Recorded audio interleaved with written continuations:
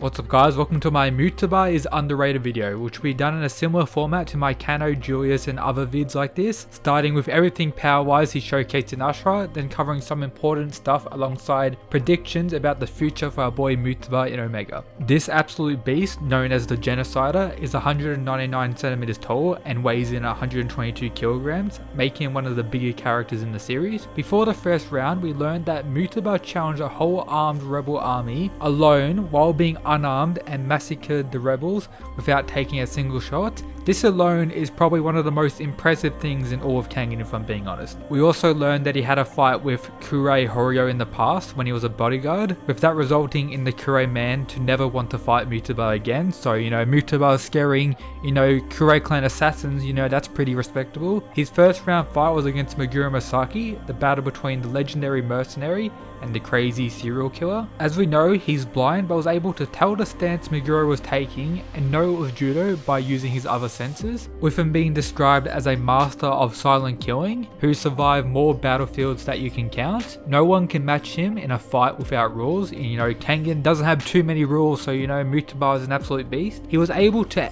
outskill a judo expert like Meguro and break his arm, with his blindness making him actually able to see better than anyone else with his enhanced hearing, sense of touch and smell. With this, he's able to pick up sounds of his opponent's motion and with this predict their attacks, which is crazy. In the end, he completely outmatched Meguro and killed him by piercing his brain without taking any considerable damage considering he was already blind to start with. His round 2 fight was against the one and only Marvelous Seki.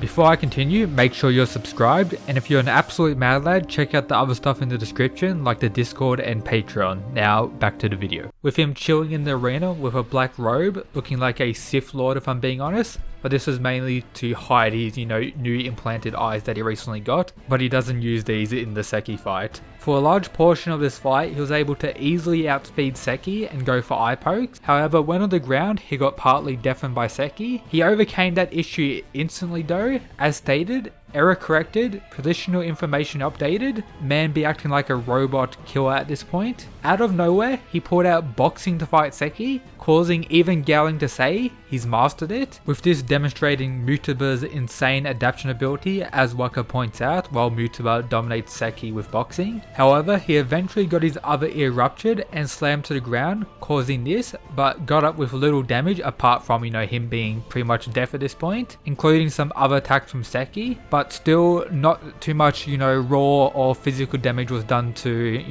Mutaba during this fight or from these various attacks from Seki, showing how he's also quite tanky. Then we have his most broken attack, known as the heart jab, which passes through the skin and muscles, slips under the rib cage and stabs the heart, which is pretty much a one-shot KO attack that ignores people's durability, and he was able to win this fight while showing respect to pro wrestling, which is very respectable to Mutaba. However, his fight with Marvelous Seki resulted in his hearing to be lost for the remainder of the tournament, but he was prepared for this by being able to locate people with smell alone. That's how he was able to locate Seki at the end of the fight and land the heart jab. And we also learned about his new eye implants as well, which he's going to use in his next fight. Also, to get a scale of characters and a better idea of how strong Seki is, he was described as a top class fighter that could go toe-to-toe against the Fanga Metsudo Kano Gito, and Muta was able to defeat probably the strongest version of Seki, Marvelous Seki, but do take note he did take some considerable damage in the round prior against Kyozan, so that wasn't really peak Seki, but I would argue it was pretty close. And if peak Seki is meant to be someone that could go toe-to-toe against, I'm guessing, round 1 Kano, Mutaba won against Seki without going all out. That's just pretty insane. Now his round 3 fight against the one and only Wakatsuki, Mutaba had shown the ability to dodge multiple strikes from Waka, while the likes of injured Oma in the later rounds couldn't, also being able to survive direct punches from Waka using backsteps. Remember, Waka's regular blows are described to have the power of a regular person's knockout punch, and Muta was able to survive multiple of these, with the statement that he was dispersing the damage with backsteps, was still taking quite a few direct attacks while dodging an insane amount. He also demonstrated the ability to counter grapples with his acupuncture point knowledge, being able to easily stop Waka who has been practicing his grappling alongside the creation of the Blast Core since his defeat by Kano Gito, which was over 8 years ago, or 8 years before the Annihilation Tournament. While still demonstrating his pretty high speed and dodging ability, he was able to use his secret eyes and catch Wakka with a jab to the neck, which resulted in Wakka to fall unconscious for a split second. Also take note, if Wakka wasn't a mutant with his super dense muscles, Mutaba could have won the fight with this attack, and you could maybe assume this attack would probably work on most people, but I doubt it's 100% effective like landing a heart jab would be. However, he was outsmarted by Wakatsuki in this scenario and got hit with a Blast Core, but was fast enough to use one of his arms to take most of the damage. This did result in, that arm to get completely destroyed. Then remember, before anything, Mutaba is a mercenary, meaning he's not willing to sacrifice his life in a battle like this, which resulted in him to forfeit after losing one arm. However, even though he did lose this arm, he did get up pretty fast after taking that Blast Core and didn't really have any other injuries all around. So Mutaba as a whole, from what we've seen from it, is probably one of the tankiest characters in the series low-key that not really many people talk about. And if Mutaba was to keep on fighting Wakka in this match, if he didn't forfeit, if he was to fight to the death, I think Wakka would have still won, but Mutaba would have done that much damage that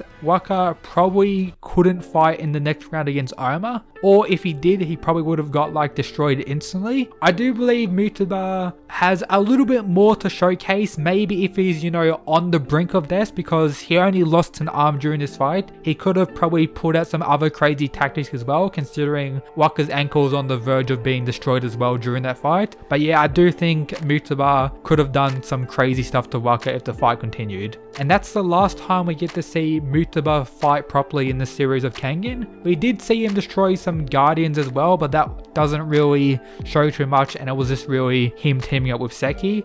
But now onto the mega stuff. Mutaba was the one who found Julius so he could fight in the Purgatory Tournament instead of him, as Mutaba excels in stuff outside of one-on-one martial art based fights. We learned that in the past he was the bodyguard for the CEO of Purgatory and also worked alongside Rekka Falcon in the past. But the most important thing, and the last time we got to actually see Mutaba at the recording of today's video, was the CEO of Purgatory telling him mid-tournament that he has a job for Mutaba. So at the recording of this video, we have no idea what this job is.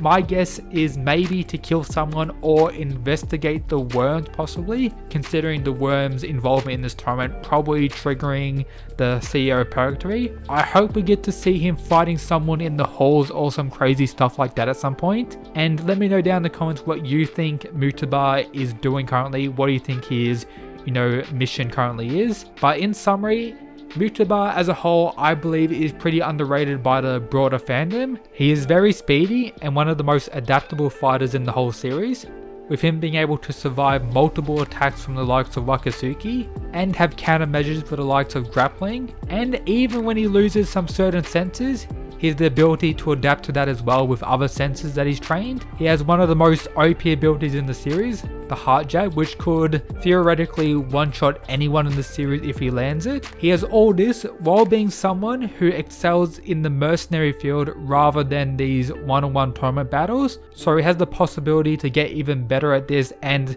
with more time he could become an absolute monster, possibly even a double S tier fighter. But yeah, that's pretty much everything, guys. Shout out to the people who support the channel via the Patreon.